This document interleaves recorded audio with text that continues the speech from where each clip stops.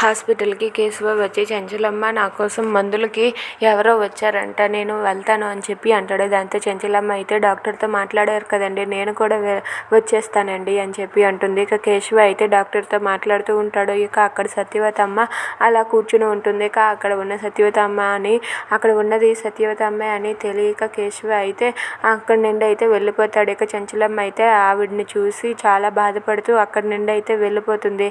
అలా కేశవ చెంచలమ్మ ఇంటికి వెళ్ళిపోతారు. వెళ్ళిపోయాక చెంచలమ్మ అయితే అలా ఒంటరిగా కూర్చొని చెంచలమ్మ చంటి గురించి ఆలోచిస్తూ ఉంటుంది. ఇక చంటికి ఎందుకు అలా అయ్యింది, చంటి వాళ్ళ అమ్మకి, చంటి వాళ్ళ అమ్మ చాలా మంచిదిలా ఉంది, అయినా సరే ఎందుకు అలా జరిగింది, చంటి ఎంత బాధపడుతున్నాడో.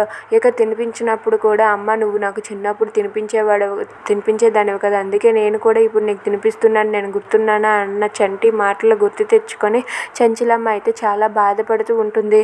చంటికి తన తల్లి దూరం అయినట్టుగా నాకు నా కొడుకు దూరం అయ్యాడు. అప్పుడు నేను నా కొడుకు ఎంత ప్రేమగా ఉండేవాళ్ళం, మా ఇద్దరం ఒకరిని విడిచి ఒకరు ఉండలేకపోయేవాళ్ళం, అలాంటిది నాకు కొడుకు దూరం అయ్యాడు, చంటికి తల్లి దూరం అయింది.